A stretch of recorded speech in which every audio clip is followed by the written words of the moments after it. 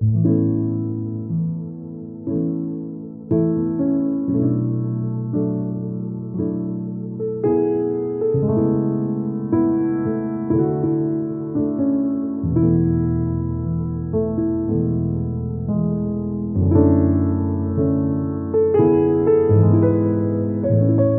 noche estamos felices de compartir siempre la palabra. Para mí, estos minutitos que tenemos que dedicamos a la enseñanza, a la predicación y también abrirnos a lo que el Señor quiere hablar, tratar con nosotros.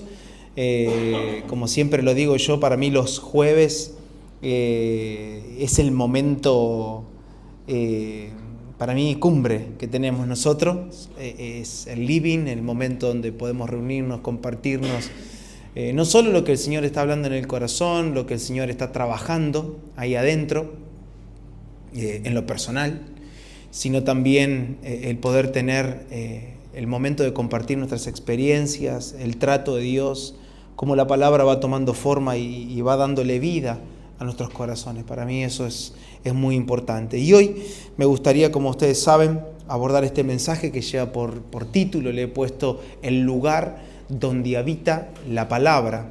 Y para mí es sumamente importante que hoy compartamos esto porque estuvo desde el lunes muy temprano, hay una palabra que está dando vueltas en mi corazón y es en Juan capítulo 1, lo pueden ir buscando si quieren, Juan capítulo 1. Las palabras de Juan en este último tiempo, como les dije creo que hace un mes atrás, todos los escritos del apóstol Juan van a ser cruciales, no porque sea lo más importante que hay en la Biblia, sino que creo que en esta estación que nosotros vivimos como Iglesia Embragado, terminan siendo importantes por la condición en la que se encontraba la iglesia en aquellos años y la condición en la que hoy se encuentra la iglesia, y hablo, a nivel global. A nivel global la iglesia se encuentra en un estado que yo percibo que sí tenemos un sector que está en decadencia, un sector en donde el mensaje se ha diluido, y lo cual yo me hago cargo, me hago responsable. Creo que muchas veces en nuestros corazones el mensaje del Evangelio se diluye. Y se diluye no porque le faltemos el respeto, sino por nuestra manera de vivir la vida. Habla de cómo la palabra se diluye, se pierde y en realidad no habita en los corazones. Y de esto quiero hablar en esta noche. Juan capítulo 1, verso 1, y vamos a leer hasta el 18 inclusive, que es este fragmento bastante largo, pero si juntos pueden ir siguiendo la lectura y vayan capturando cada palabra, cada impresión que va dejando Juan en este escrito.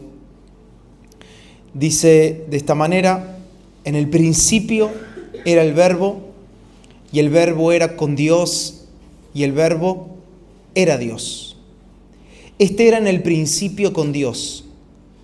Todas las cosas por Él fueron hechas, y sin Él nada de lo que ha sido hecho fue hecho.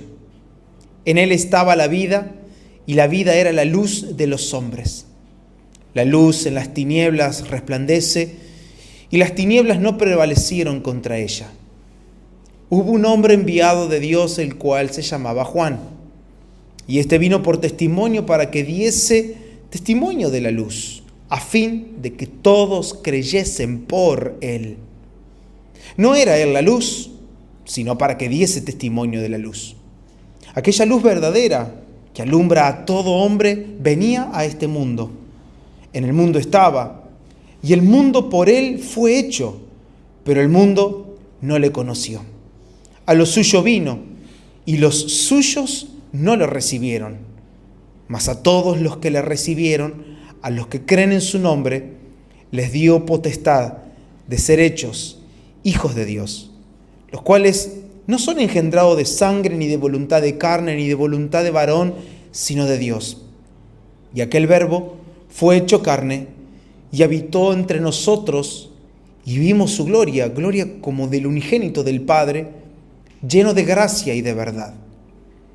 Juan dio testimonio de él, Y clamó diciendo: este es de quien yo decía, el que viene después de mí es antes de mí, porque era primero que yo, porque de su plenitud tomamos todos, y gracia sobre gracia. Pues la ley por medio de Moisés fue dada, pero la gracia y la verdad vinieron por medio de Jesucristo. A Dios nadie le vio jamás. El unigénito Hijo, que está sentado en el seno del Padre, Él le ha dado a conocer. Padre, una vez más, te lo rogamos y te lo suplicamos, que puedas, por medio de tu Espíritu, hablar y convencer en cada corazón. Que tu obra se siga realizando en los corazones que están presentes. Todos pasando diferentes momentos, diferentes estaciones, pero una cosa también sabemos, y es que todos los que estamos aquí necesitamos salvación. Y que por medio de estos minutos, de esta exposición, de esta predicación, que utilices palabras, gestos, formas, expresiones, maneras, y que pongas tus palabras en mi boca, Señor, a fin de que tu salvación se lleve a cabo por la obra de tu Espíritu y por la locura de la predicación, la cual es algo que vos elegiste para salvar al creyente. Padre, somos personas con oídos atentos y corazones abiertos. Queremos tu palabra, la recibimos y la aceptamos como de parte tuya. En Cristo Jesús. Amén. Saben que cuando estos días, como les decía en el principio, leía y se me venía a mente primero este texto de Juan, pero daba vuelta en mi corazón y hay algo que podemos nosotros percibir de manera rápida y fugaz, y es que sin duda podemos comenzar a observar a aquel que era desde el principio. Y él era el Verbo. Así lo presenta Juan, lo presenta como el Verbo. El que era con Dios y el que era Dios. Lo presenta como la deidad misma. Y lo que me llama la atención y la descripción de Juan es, y este es el marco que no debemos olvidar nunca de los escritos de Juan, y es que el marco que rodea a todos los escritos, no solo las cartas, no solo el Evangelio, sino también la carta de Apocalipsis, es en el contexto de una iglesia que estaba perdiendo su carácter celestial. El orden divino se estaba comenzando a diluir. La iglesia estaba perdiendo el poder, estaba perdiendo la fuerza. La iglesia poco a poco estaba cayendo en una apostasía y la influencia comenzaba a menguar. Porque quizás algunos podían comenzar a creer de que por hacer ciertas cosas iban a tener influencia sobre la sociedad, pero en realidad lo que se estaba perdiendo era el carácter de Dios, lo que estaban perdiendo era la palabra de Dios. Hay algo que se estaba perdiendo y era la vista que ellos en un principio habían puesto en el Hijo de Dios, habían quitado su mirada del Señor. Por eso las últimas cartas en añadirse y en escribirse apuntan a volver la mirada al Hijo, apuntan a descubrir quién era Jesús, quien muchos ya estaban comenzando a negarlo como el Hijo de Dios para este entonces.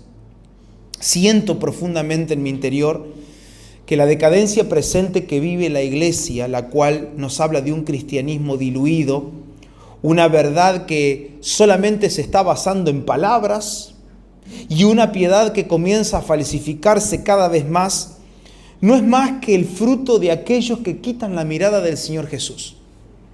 ¿Cómo podemos nosotros llegar a falsificar el Evangelio? Ya lo hemos visto muchas veces nosotros esto. Pero ¿cómo llegamos al punto de falsificarlo al Evangelio? Porque aprendí cosas. Porque sé cómo comportarme dentro de un auditorio como este. Porque sé qué hacer cuando el pastor se pone a orar. Porque sé qué hacer cuando se actúa con generosidad. Porque sé qué hacer a la hora de la palabra. Aprendimos a tomar buenas notas, buenos apuntes. Aprendimos frases, aprendimos a poner reverencia. Aprendimos a ser diligentes con las palabras. Nos anotamos en todos los cursos que se promocionen por las redes y por el internet. Y somos casi los primeros en decir, sí, yo lo tengo que hacer porque tengo que ser un profesional en el Evangelio, porque tengo que sumar conocimiento. Pero la decadencia tiene que ver con que el conocimiento que se está sumando es un conocimiento intelectual, pero no experimental. Y se conoce al Señor por la letra.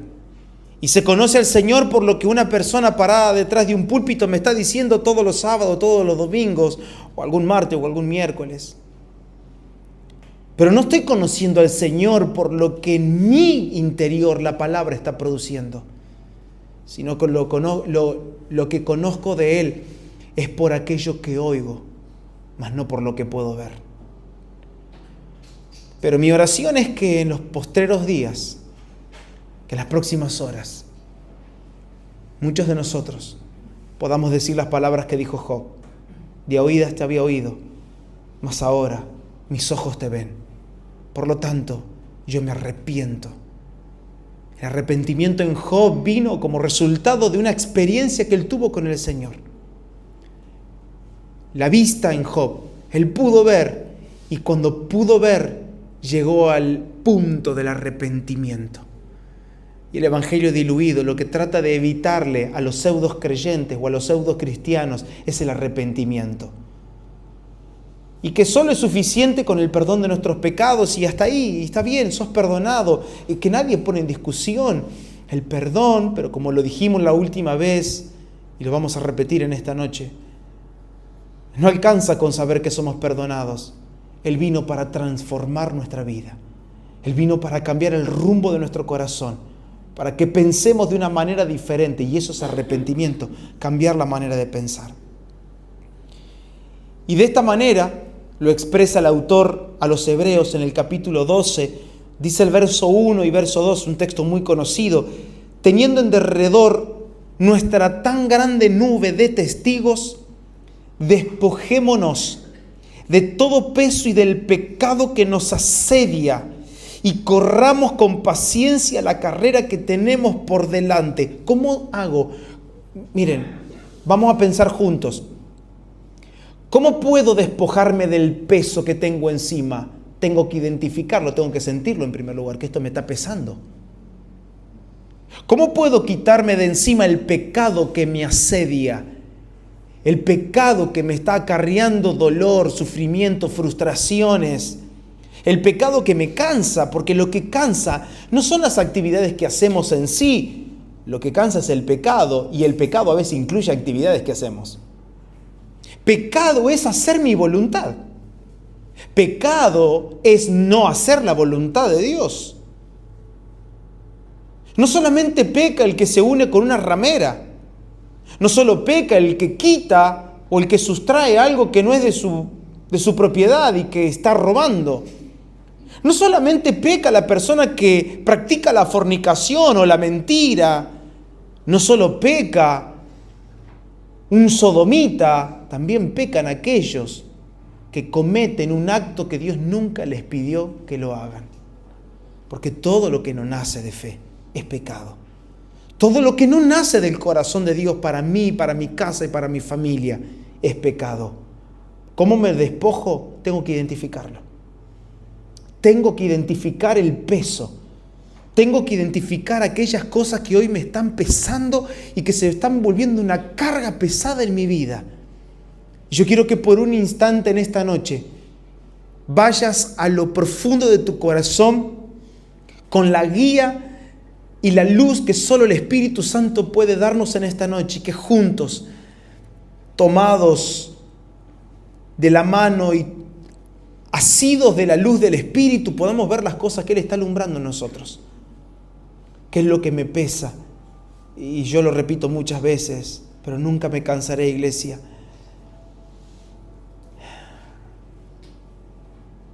Tenemos una lucha con el ocio. Una lucha. Me parece que todo el tiempo tenemos que estar haciendo algo para Dios. Pero a veces es tiempo de frenar.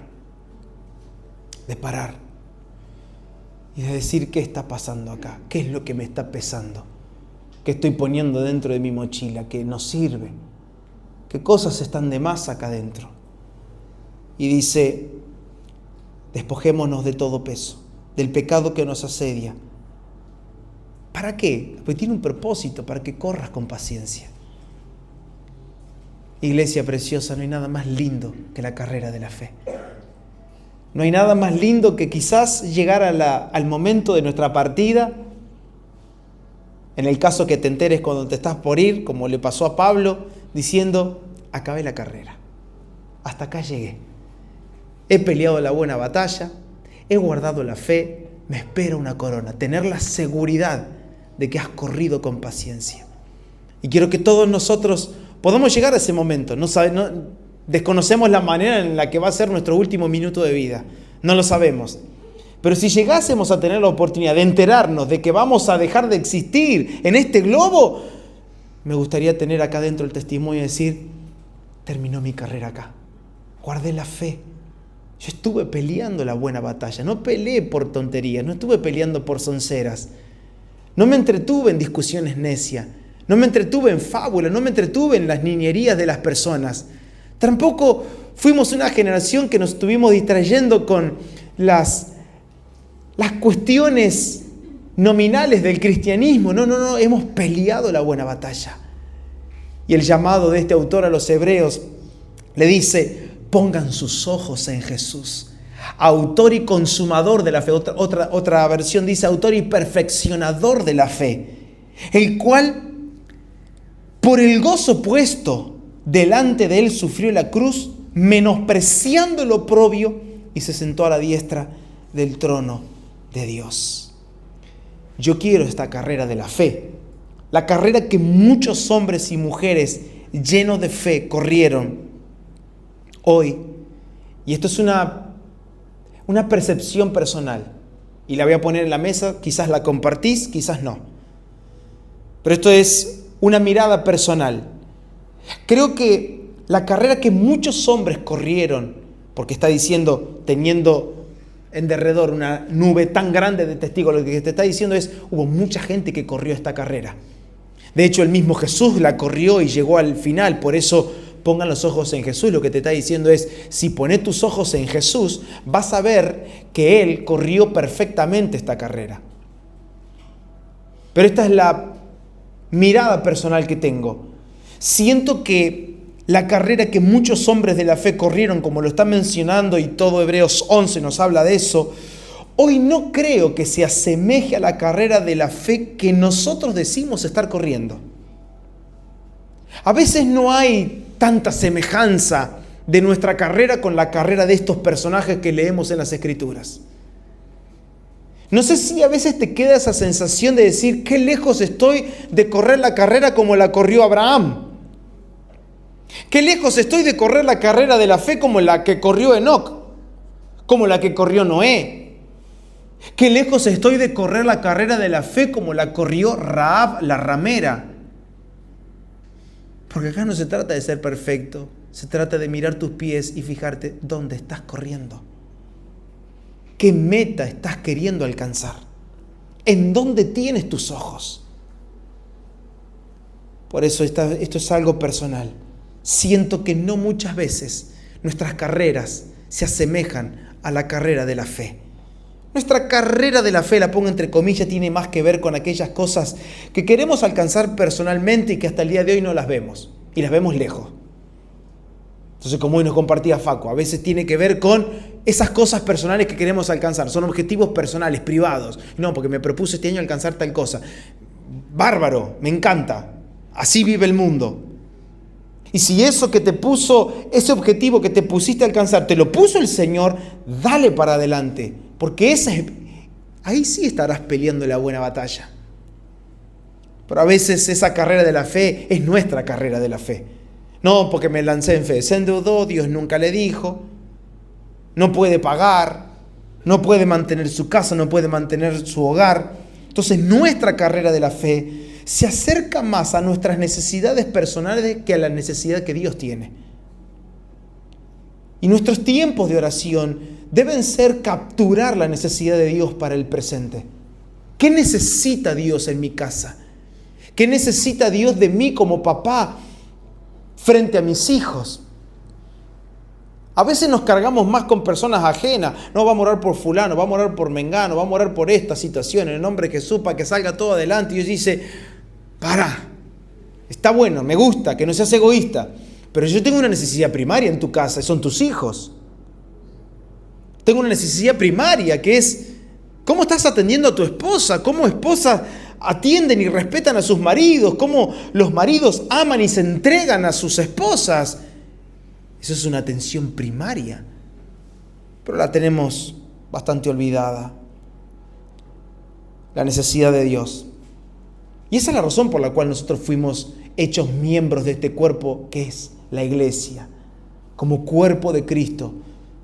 Cada uno de nosotros como miembros tenemos una función, una posición. Se requiere algo de nosotros. Dios nos ha dado un don, una medida de gracia según el don para servirnos mutuamente. Pero sí creo que en primer lugar el fluir de ese don y el fluir de esa gracia abastece a los de mi casa. Es suficiente para embellecer el matrimonio. Es suficiente para educar a mis hijos. Alcanza, es suficiente la gracia. Y yo quiero darte esta palabra. Tienes, papá y mamá, la gracia suficiente para educar a tus hijos. Nada les falta. Nada les falta. Para nosotros, padres, que a veces tenemos nuestras luchas, nuestros combates en casa, hay gracia suficiente. La pregunta que nos tenemos que hacer nosotros como padres es, ¿cuánto hoy nos estamos sometiendo a Cristo como cabeza? No sea cosa que los dilemas que yo estoy teniendo en casa con mis hijos son los dilemas que hoy Dios está tratando de solucionar conmigo. Y queriendo yo que mis hijos vivan una vida que yo no vivo. Queriendo yo inculcarle algo en casa a mis hijos o reclamarle algo a mi esposa que yo ni siquiera lo estoy cumpliendo yo como esposa de Cristo, como parte de la iglesia. Toda carrera comienza con un despojo. Y todos aquellos héroes de la fe que vemos ahí descrito en el capítulo 11 de Hebreo son esa nube de testigos que nos confirman que sí se puede correr por causa de un propósito. Sí se puede correr por causa de una palabra. Y esta frase, una palabra, quiero que lo tomen en mayúscula y en singular. Una palabra. No estoy diciendo correr por las palabras. No, correr por una palabra. Por una palabra. Sí se puede.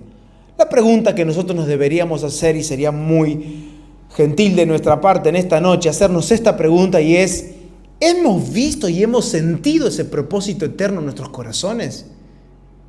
¿Palpitan nuestros corazones por el propósito de Dios? ¿O todavía nuestro corazón está ansioso y está desesperado por nuestros propósitos personales?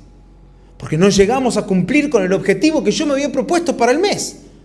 Porque veo que mis apetitos, que mis deseos no están siendo satisfacidos, no puedo suplirlo, no puedo vivir la vida que siempre quise vivir.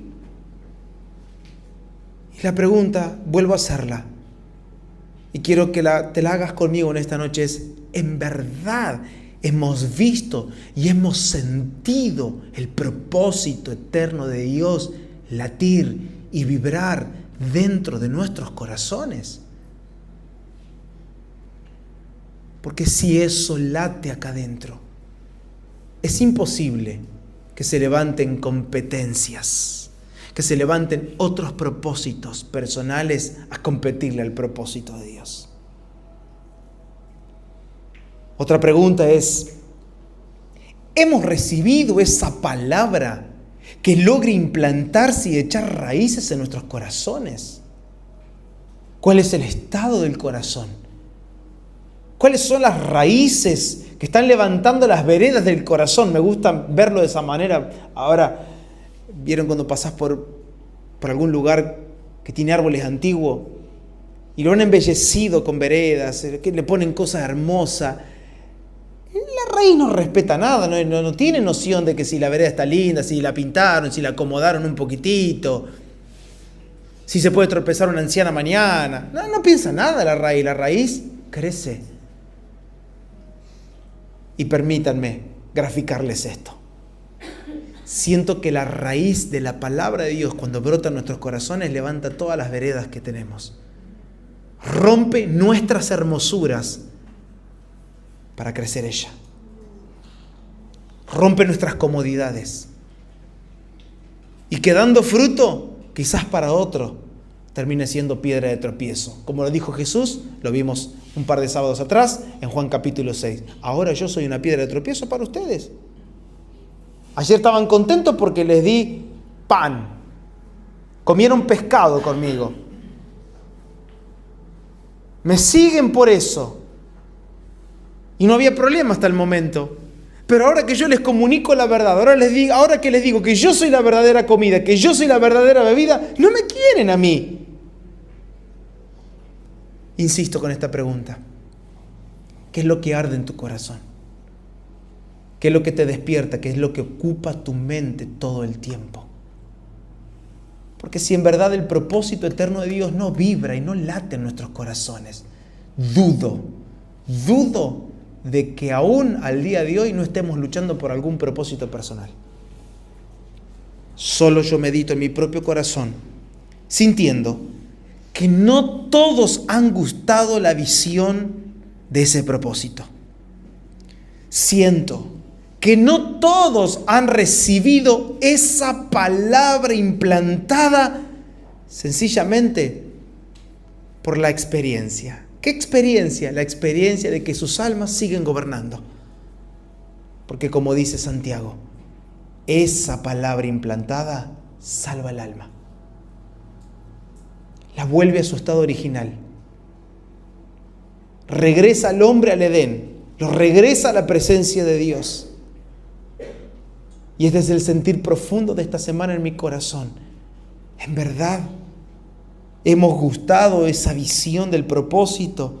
Sentimos vibrar el propósito, la necesidad de Dios en nuestros corazones. De verdad hemos recibido con mansedumbre la palabra implantada que salva nuestras almas. Y se me venía a memoria hoy a la mañana cuando Pablo se presenta frente al rey Agripa. Y frente a ese cuestionamiento, ¿qué le responde Pablo? Yo no he sido rebelde a la visión celestial. ¿Cómo puedo revelarme, oh rey, a lo que Dios me mostró? Porque cuando ves en verdad, es imposible que te reveles a lo de Dios. Díganme, nómbrenme una persona que se haya revelado al propósito de Dios. Y yo sé que están pensando en varios. Díganme cuál fue el final.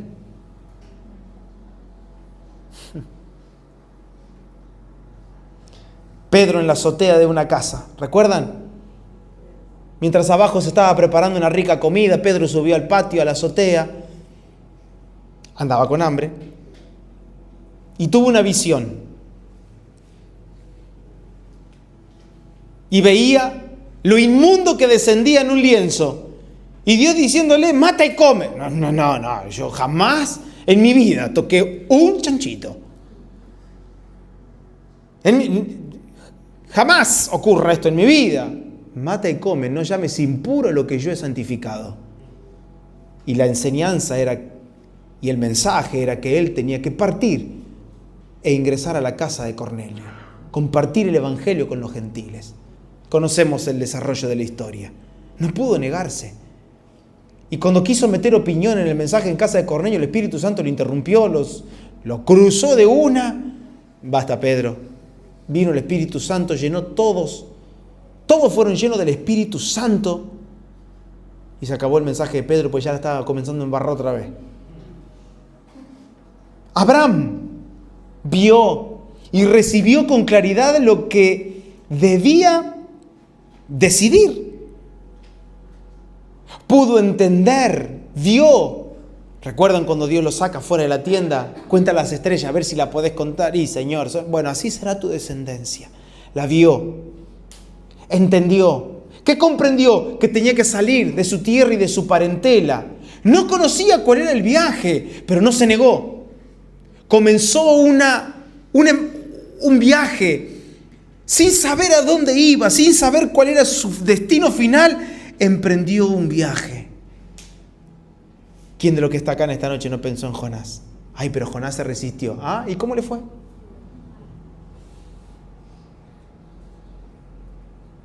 Es que en la vida vamos a tener que elegir.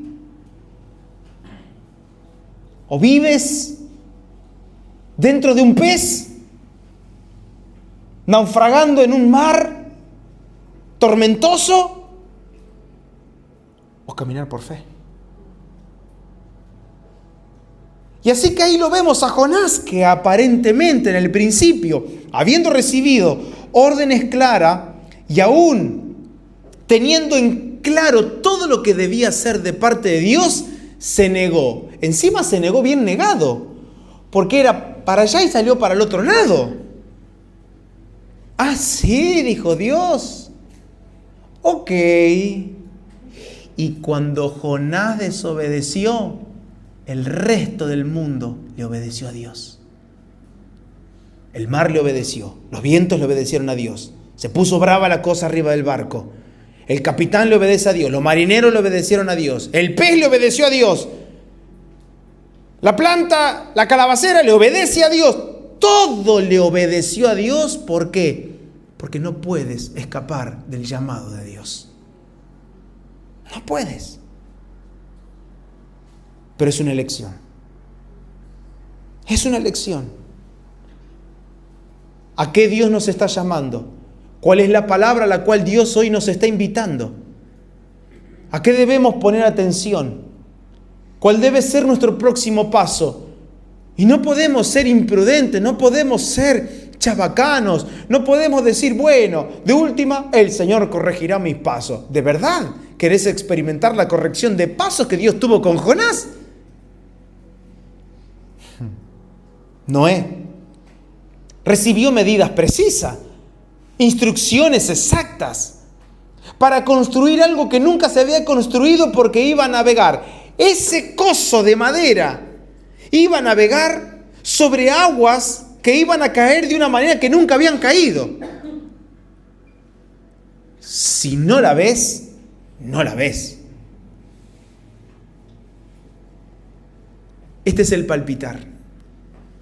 No puedo doblar mis rodillas para orar por esta ciudad sin antes comprender de que seré llevado a hacer lo que nunca se hizo. Que seremos llevados como iglesia a caminar sobre lugares que nunca se caminaron, a hablar con personas que nunca se hablaron, a predicar, a anunciar palabras, a proclamar palabras que nunca se proclamaron, a abrazar personas que nunca se abrazaron, a hacer lo desconocido. Este es el tiempo que llega para esta ciudad, en donde somos invitados por el propósito de Dios a hacer lo que nunca se hizo. No se trata de hacer lo que se hizo, se trata de hacer lo que Dios nos pide. Y estoy seguro, y le digo de parte del Señor, que seremos llevados e invitados a hacer cosas que nunca se hicieron. Así que no mires para atrás. No miremos para atrás. La tentación de mirar para atrás siempre será la gran oportunidad que las tinieblas tienen para paralizarte, como a la mujer de Job. La oportunidad de mirar hacia atrás siempre la vamos a tener. Pero si vamos a poner la mano en el arado y de verdad creemos en el Evangelio y no lo creemos como una cuestión personal, sino como algo que viene a mí, que crece, da fruto para alimentar a otros, pues entonces es tiempo de comenzar a tener la experiencia de cómo el propósito de Dios late, vibra, gobierna dentro de nuestros corazones. Cuando la obra de Dios, es decir, cuando sus palabras, cuando sus visiones, sus direcciones terminan siendo claras, nadie puede rebelarse. Nadie. Y con gozo en esta noche les anuncio este mensaje de parte del Señor. Con gozo. Porque llegan los días donde no nos podremos rebelar frente a lo que hemos visto. Será más fuerte que nosotros. Más fuerte. Solo una cosa tengo para decirles de parte del Señor: manténganse alertas, pongan atención, no miren otra cosa más que sus ojos. No traten de tener otra sensación, otra experiencia más que el sentir del corazón de Dios dentro de nosotros. Porque este es el tiempo y ha llegado. Ha llegado el momento de abrazar lo que no se abrazó, de caminar hacia el lugar donde nunca se caminó, de decir lo que nunca se dijo, de estar con quien nunca se estuvo y de hacer las cosas que nunca se hicieron. No miramos hacia atrás, tampoco miramos hacia adelante, miramos a Cristo y mirándolo a Él caminaremos hacia donde Él avance. La pregunta que necesitamos hacernos es: ¿qué obra ha comenzado en nosotros? Y no pretendo que la respondamos en esta noche, que la respondas en esta noche, ni que yo la responda en esta noche. ¿Qué obra ha comenzado en nosotros? ¿La obra de una religión, la obra de una estructura, la obra de no sé qué, o la obra del Señor? Que nos hemos acostumbrado a las frases, ¿no? Dios está haciendo su obra. ¿De verdad? Hermanos, yo les soy sincero, a mí me pesa decir la obra de Dios. Bueno, no sé si te enteraste, por ejemplo, la obra de Dios hizo una luna, formó estrellas, creó el sol, órbitas, para que los planetas no se choquen entre sí. Y de verdad, yo a veces me da temor decir la palabra obra. No, porque estamos en la obra del Señor. Pará, tranquilo, no la diga. De verdad, Dios está haciendo una obra en ti. ¿De verdad es Dios el que comenzó la obra? ¿O yo tomé algunas cosas del Evangelio y comencé a construir la obra de Dios acá adentro? ¿Qué consiste en? Devocional a la mañana, oración de rodilla 15 minutos, 10 de pie, otros 20 sentados, leer todo Apocalipsis en el mes de agosto. Pongo ejemplo, espero que nadie se haya propuesto esas cosas. No pretendo ofender. Y sé que esas cosas nacen de buenos corazones. Pues no estoy poniendo en duda tu corazón. Mi pregunta es: ¿cuánto lugar tiene Dios para su obra en tu corazón? Recuerden que nuestros hermanos no tenían ni Biblia. No había plan anual para leer toda la Biblia en un año. Ni Biblia tenían. ¿Saben qué tenían? Latigazos en el lomo. ¿Saben qué tenían? Persecuciones. ¿Saben qué tenían? Tenían huérfanos entre ellos porque a los niños le mataban a sus padres por causa de Cristo. Viudas, desamparados. Nosotros tenemos todo, pero aún así nos animamos a decir con toda voz: Dios ha comenzado su obra y confío en que Dios completará su obra. De verdad, yo sí estoy seguro de que si Él la comienza, Él la completa. La pregunta que yo me hago no es quién la va a completar, sino quién la comenzó. Y hablo por mí, no hablo por ustedes. Porque quizás alguien quiera sentarse conmigo en este sillón que voy a exponer ahora. Yo muchas veces comencé la obra del Evangelio en mi corazón. Y dije: a partir de hoy nunca más esto. Ahí escucho risitas como que alguien más se sentó conmigo. Y a partir de ahora ya me determiné, porque yo cuando me determino, gloria para mí. Yo cuando digo A es A. ¡Wow!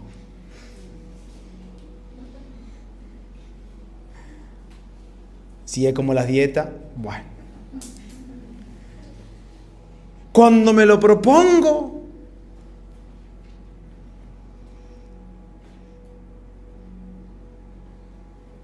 déjalo a Dios actuar. Ríndete. Ríndete. Esta semana cantaba una canción. A mí me la cantaba, no pretendan que se las cante porque soy peligroso cantando. Una canción muy antigua, creo que nunca se logró grabar. Fue un espontáneo de una vieja cantante, creo que aún vive. Y esta canción decía: déjalo a Dios actuar dentro de ti, ten fe, déjalo construir una vida mejor. Déjalo a Dios crear tanta belleza y déjalo a Dios crear un espacio para todas sus sorpresas. Y hoy se me venía toda esta semana esta canción acá en mi mente. Y la cantaba y digo, ¿es Dios el que está haciendo la obra o soy yo? El gran constructor, el que toma las decisiones. Y como hablaba, creo que la semana pasada compartí un artículo de que muchos procuran vencer la carne con la carne. Y a veces cuando nosotros somos constructores de nuestro propio corazón, que no, porque ahora me estoy encaminando, o a veces somos constructores de la vida de nuestros hijos, no, porque ahora lo estoy encaminando en el Señor. ¿Qué va a encaminar vos? ¿A dónde puedo yo encaminar a mi hijo? Soy incapaz de encaminarlo.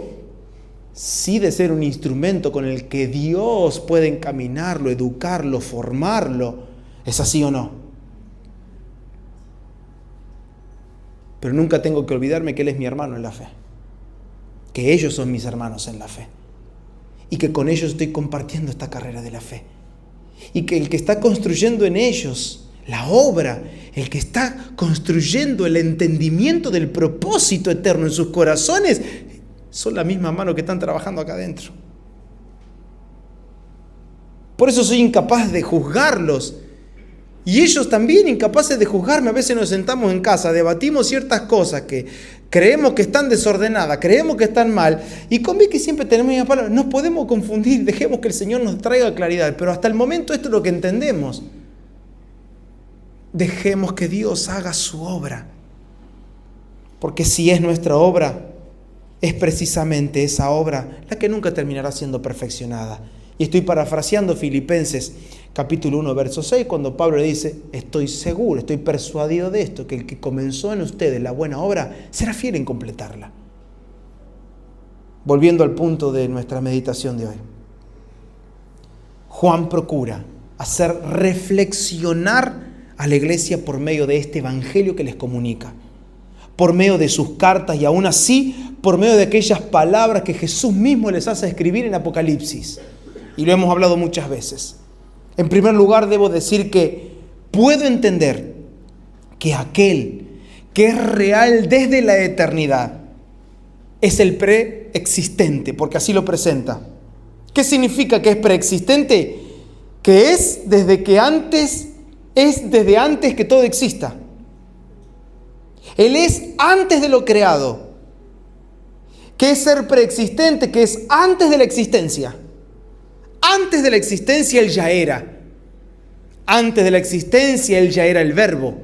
Antes de que todo exista, antes de que todo fuese creado, Él ya era vida y era luz para los hombres. Juan logra hablar de algo que hasta el momento nadie de los apóstoles, ni siquiera Moisés en el Pentateuco, lo había logrado tocar. De la preexistencia de Dios. Porque Moisés te comienza en el libro de Génesis diciendo, en el principio, ¿sí?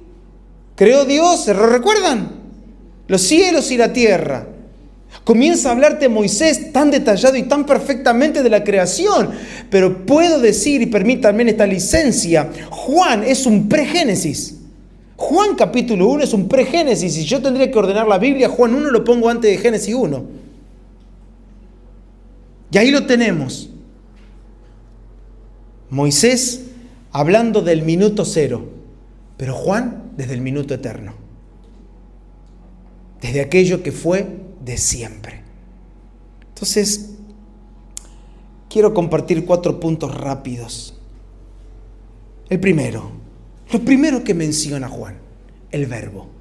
Dice, en el principio era el verbo. ¿Qué fue lo que quiso decir Juan?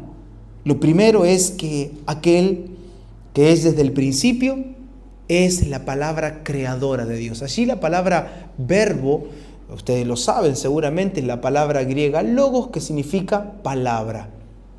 Pero no quiere decir palabra escrita, porque para eso existe otra palabra, que es la palabra grafos en griego, que de ahí viene la palabra grafía. Así que no está hablando de simples palabras, sino que habla de la palabra. Entonces lo que te está diciendo es que Dios mismo es la palabra creadora. Podemos observar en el libro de Génesis cómo Dios creó todas las cosas como hablando. Y dijo Dios, sea la luz. Y dijo Dios, y en cada frase que Dios tenía, cada pronunciación, esa pronunciación era lo que terminaba creando y formando las cosas que vemos hasta el día de hoy.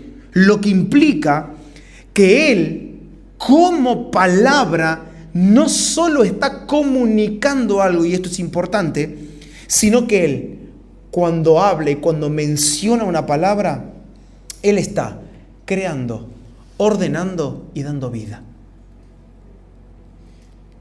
Por eso me tomé el tiempo de tener toda esta introducción al principio, porque tiene que ver con esto. ¿Cómo Dios hace su obra? Por medio de la palabra.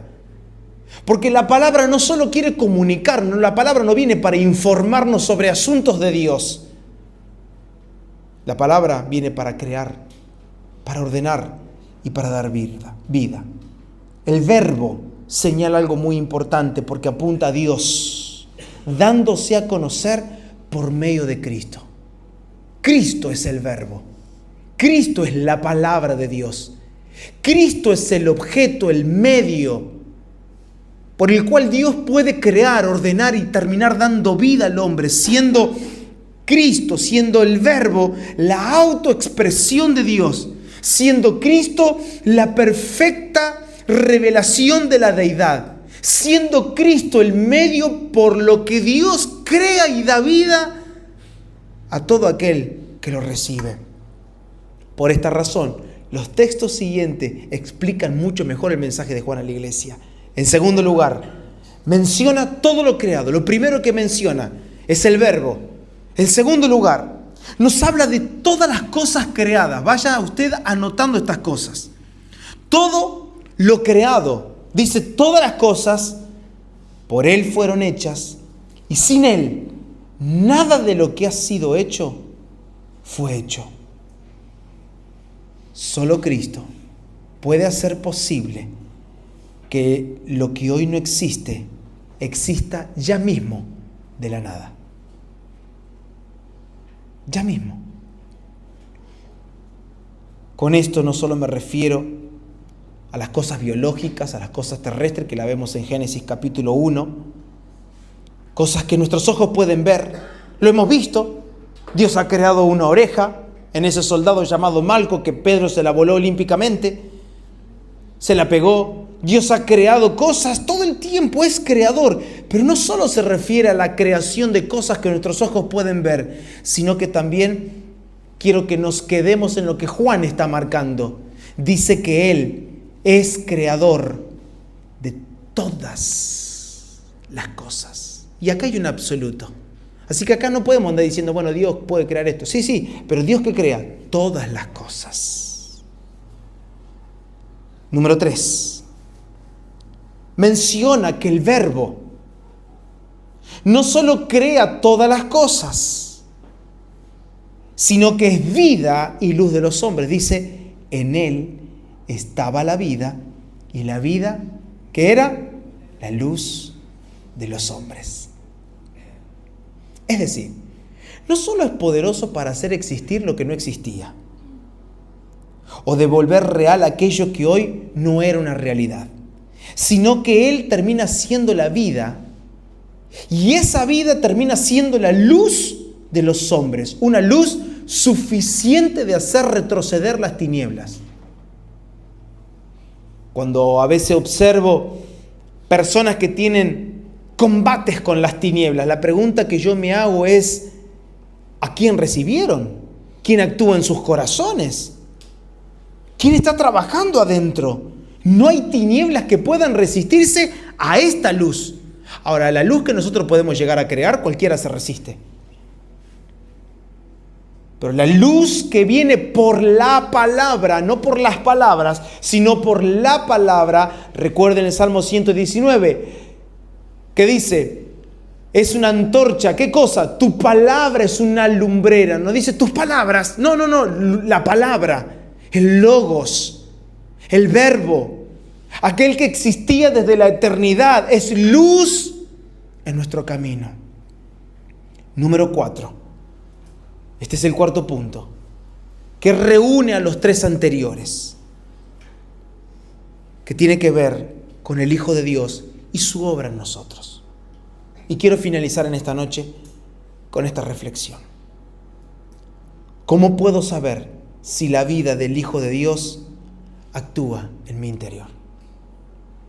¿Cómo puedo descubrirlo? ¿Tengo una manera de testear la obra de Dios en mi corazón? ¿Cómo puedo saber si la vida de Dios actúa en mi interior? Yo solo quiero darte este mensaje y quiero que lo recibas en tu corazón. Quiero que pongas tu mano en tu corazón y lo recibas. Yo quiero decirte esto. Quiero que me mires. Dios no cambia. Dios no cambia. Dios no cambia. Dios no cambia, Dios no cambia, Dios no cambia, Dios no cambia, ni cambiará, porque en Él no hay mudanza alguna, ni sombra de variación. Nosotros cambiamos, pero Él no cambia. Nosotros cambiamos de parecer, pero Él no. Desde siempre le pareció hacer las cosas de una manera. La palabra es más que palabra. Recuerden esto. Crea, ordena y da vida. Santiago capítulo 1, versos 17 y 18. Tengo la versión Nueva Traducción del Viviente. Dice, todo lo que es bueno y perfecto es un regalo que desciende a nosotros de parte de Dios nuestro Padre. ¿Quién es este regalo? Cristo. El verbo, el preexistente, el que es desde el principio, ha sido dado a nosotros como ¿qué? Como un regalo.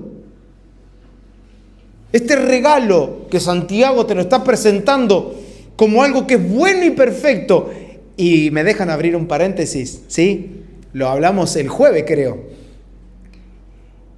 El hermano de Jesús te lo está diciendo, el que se había negado que era el Mesías.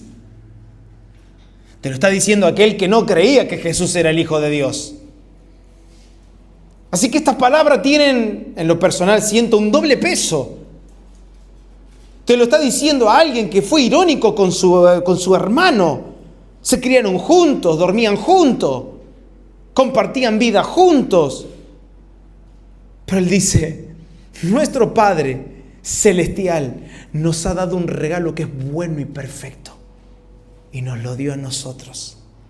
Dice, escuchen por favor, quien creó todas las luces de los cielos. Por eso es que yo pienso, cada vez que menciono la palabra obra de Dios, ¿cómo no voy a pensar en todas las luces que están en el cielo? Y me atrevo a decir que Dios está haciendo su obra en mí. Cuando ni siquiera una chispa de Él actúa en mi corazón, cuando ni siquiera una diminuta partícula de mi interior fue transformada por Él. De verdad, le voy a hacer creer a este mundo que Dios transforma por decirle que Dios transforma. Pero el mundo no ve mi corazón transformado, me ve con la boca de siempre, las miradas de siempre, las amistades de siempre, los comportamientos de siempre, todo igual que siempre, nunca ha sido transformado, pero con la lengua puedo decir que Dios transforma, que ama, que restaura, que da vida y que resucita a los muertos. ¡Wow! Y el creador de todas las luces que vemos en el cielo ha venido como un regalo perfecto a nosotros. dudo que el creador de las luces que vemos en el cielo no haya creado algo acá adentro. Déjalo a Dios actuar. Acepten a Cristo Jesús como su Rey y Señor. Porque no es un rey que da órdenes, sino antes de transformarte todo. Y sus órdenes aquí dentro son recibidas por un corazón que ya fue transformado. Y ese corazón no puede ser rebelde a la visión celestial, no puede ser rebelde a la palabra. La obedece. No por una obediencia impuesta, no es por una actitud carnal, porque algo ha pasado acá adentro. Quien creó todas las luces de los cielos. Escuchen, Él nunca cambia, tampoco varía como una sombra en movimiento. Él, por su propia voluntad, nos hizo nacer de nuevo por medio de la palabra de verdad que nos dio, y de toda la creación, nosotros llegamos a ser su valiosa posesión. ¿Cómo llega Él a nosotros? Por medio de la palabra. Es un nuevo nacimiento que solo es posible por medio de Él, como la palabra. Y no es Él una palabra gráfica, lo dije hace un minuto. No es una palabra lingüística, no es una palabra que se pueda hablar, sino habla de una palabra que es sustancial. Porque de lo contrario, Santiago tuviese que haber escrito, bueno, Él nos hizo nacer de nuevo por medio de las palabras que nosotros les anunciamos. No. Es la palabra implantada la que hoy a ustedes les está salvando. ¿Por qué? Porque una palabra basta. ¿Sabe lo que ocurre en mi corazón? Y yo abro mi corazón en esta noche. Tengo cierto temor y cierta reverencia frente a las miles palabras que podemos hablar. Pero veo en su palabra, y su palabra a mí me dice que una palabra es suficiente para cambiarlo todo. En el principio Dios nos dio un discurso, bueno, lo que es la luz, anoten, la luz, número 1, alumbra. Número 2, genera sombra. No, sea la luz. La experiencia al hombre le enseñó que era la luz. Siento que tenemos más grafía que sustancia. Y esto es personal. Es algo que Dios ha alumbrado en mi corazón. Siento que tenemos más palabras y escaseo de su palabra. La palabra no solo comunica algo, lo repito, crea, ordena, ordena, ordena y da vida. Quiero decirles de parte del Señor que Dios sigue ordenando, porque esa es la obra de la palabra, ordenar. No solo crear, no solo hacer lo que no existía, sino ordenar. Es decir, no, esto no va acá, esto va acá. Porque a veces no se trata de que Dios extirpe cosas, nosotros muchas veces sí. A veces Dios dice, no, esto ahora no, esto va a lo último. No, pero yo, a lo último. Él es Señor del corazón. Cuando Él actúa, cuando Él obra en el interior y en el corazón, ordena y termina dándole vida, llevándonos a fluir y a expresar una vida que en nuestras propias fuerzas jamás hubiésemos podido producir. Y esto se lo dice Pablo a los filipenses. ¿Qué le dijo Pablo a los filipenses en el capítulo 2, verso 13? Es Dios quien produce en ustedes el querer como el hacer por su buena voluntad. Así que, ¿cómo sé que la palabra de Dios está actuando acá adentro? Porque estoy comenzando a querer lo que ayer no quería. Porque estoy comenzando a hacer lo que antes yo no podía hacer. Yo no podía decirle que no a esto. Yo no podía dejar pasar por alto esta cosa. Yo lo tenía que hacer sí o sí, porque para mí, si no hacía X cosa, no tenía vida. ¿No te ha pasado? Dios haciendo una obra perfecta en nosotros. La pregunta que te hago, iglesia preciosa, es: ¿esa obra la estás experimentando en tu corazón? ¿Que has dejado de practicar lo que antes practicaba? ¿Que has dejado que Dios ordene lo que estaba desordenado? ¿Que has rendido tu orden para que el orden de Dios se establezca en el corazón? El Evangelio es completamente impracticable por nosotros mismos. Y repito, para el que no leyó, por ahí los que miran el video, voy a dejar el link después en el video, en la descripción, el link del artículo que he compartido. Porque muchos quieren vencer la carne con la carne. Y quieren vivir el Evangelio con la carne.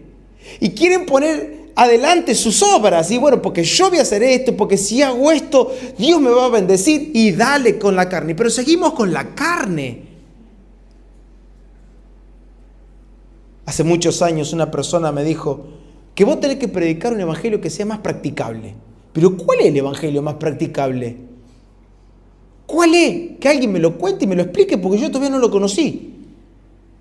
Sí, puede ser el evangelio que habían abrazado los Gálatas, que Pablo los reprende y les dice: ¿quién os hechizó a ustedes? ¿Quién les hizo creer que ese evangelio se puede practicar? Miren que ustedes no pueden producir esas obras. Si Dios no la hacen ustedes, entonces son incapaces. ¿Quién nos hechizó? ¿Quién nos confundió? Yo quiero darte una buena noticia. Y es que si hasta el día de hoy te frustraste porque no podés llevar adelante la obra del Evangelio, quiero decirte: bien, lo descubriste. Te aplaudimos y te vamos a entregar un diploma porque has descubierto el oro. Es verdad, tienes razón. No puedes vivir el Evangelio en tus fuerzas, al menos que el Verbo reine en nuestros corazones. Al menos que el que creó todas las luces que vemos en el cielo lo haga otra vez acá adentro. Porque ese don perfecto ha venido a mí, ha venido a ti, ha venido a cada uno de nosotros. ¿Para qué? Para enseñarnos y mostrarnos que Él sigue siendo el mismo, ayer, hoy y por los siglos de los siglos. Y así como creó estrellas, el firmamento, galaxias, lo está haciendo otra vez acá adentro. No quiero conocer lo que dice solamente Génesis. Yo quiero vivir el Génesis de Cristo acá adentro. Aleluya. El Génesis del Señor acá adentro ardiendo en mi corazón. Y ver cómo Él está creando todo otra vez. Que Él derrumbe, irrumpa en medio de lo desordenado y vacío que hay acá adentro. Y que Él irrumpa. Y lo haga otra vez. La palabra logra hacer existir lo que no existía. ¿Qué es lo que falta ahí adentro? No te esfuerces más. Imposible que lo puedas producir. Es como si mañana intentas y decís: me voy a procurar crear un mini sol. Dale. Sí, porque es una bola de fuego. Dale. Y la creaste. Bueno, ahora se tiene que sostener. Dale. Voy a crear estrellas. Dale. ¿Quién de los que está acá puede crear un elefante mañana?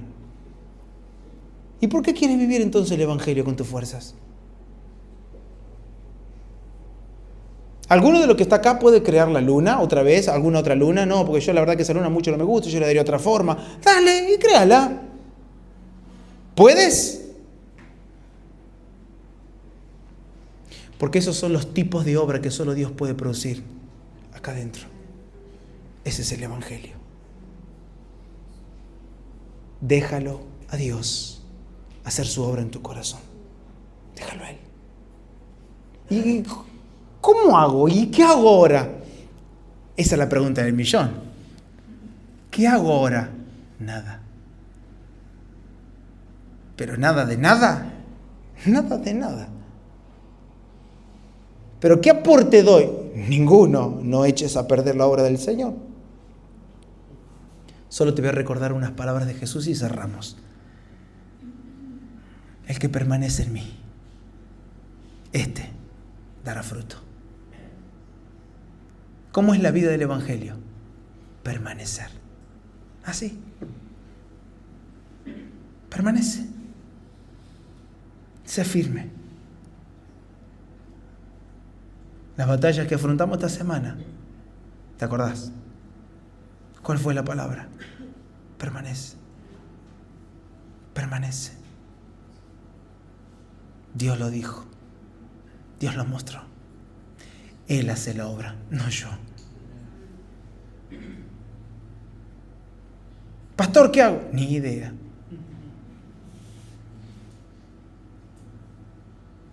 ¿Qué consejito me da? Permanezca. Permanezca. Permanece en su palabra. ¿Qué te mostró Dios? ¿Qué te dijo? ¿Qué te habló el Señor? ¿Qué arde en tu corazón? ¿Cuál fue la promesa que recibiste del Señor que arde ahora en tu corazón? Aférrate y déjalo a Dios actuar. No seas un abortivo de la obra de Dios. Deja que el Señor actúe. Oramos los unos por los otros. Oramos por nuestros hijos. Oro cada día por Sammy, por Julia. Oro por Vicky. Pero una cosa sé, que ese es mi límite. Orar y permanecer. Orar y permanecer. Velar. Estar sobrios, despiertos, no distraídos. Esa es la manera de permanecer. ¿Y cuál es mi confianza? Que el que comenzó la buena obra será fiel en completarla. Fiel, fiel en completarla. Gracias, Padre. Gracias. ¿Querés ponerte de pie y orar conmigo en esta noche? Alguien que pueda exaltar a Dios en esta hora y decirle: gracias, Señor. Has comenzado tu obra en mi interior. Señor, no te detengas. No te detengas, no te detengas, no te detengas. ¿Querés orar conmigo en esta hora? Ahí donde estás. Con palabras sinceras, con palabras puras, con un corazón rendido. Quiero que le digas al Señor lo que arde en tu corazón. Quiero que traigas a memorias, quiero que traigas al presente en esta noche todo lo que Él te habló, todo lo que Él te marcó, todo lo que Él te enseñó. Trae a memoria sus palabras, trae a memoria todas sus promesas, porque en Él son realidades. Y recuérdale a tu alma que el que comenzó la obra la va a completar. Que no entre en ansiedad, no te fatigues, no te canses, porque el cansancio del alma, el alma se fatiga y desperdicia el tiempo y desperdicia la energía. Y más nosotros si nos dejamos arrastrar por lo que el alma está sintiendo en lo cotidiano. Hay lágrimas que nunca deberíamos llorar si estamos mirando al Señor. Hay decisiones que deberían cambiar si estamos mirando al Señor. Padre, tu palabra es viva y eficaz. Y amamos tu palabra. Entendiendo que si tu palabra no habita dentro de nuestros corazones, no habrá creación, ni orden, ni vida. Mucho menos luz. Pero has venido a nosotros como palabra. Has llegado a nosotros como verbo. Llegaste a nosotros como la luz de la antorcha. Llegaste a nosotros como la luz de la aurora. Llegaste a nosotros siendo algo insignificante, pequeño, como una pequeña chispa. Llegaste a nosotros como una pizca de levadura, como una semilla que perforó el corazón, pero hoy nuestro deseo es permanecer vigilantes a esta medida de Cristo en nuestros corazones y ver cómo echa raíces y cómo fructifica. Y tu palabra vino a nosotros como pan que alimenta, como pan que da vida. Y tu palabra vino a nosotros como una espada de doble filo que hiere para extirpar, para operar, para aniquilar, para perforar, para dividir, para discernir nuestro mundo interno. Amamos tu palabra. Y el lugar donde tu palabra habita es en nuestros corazones.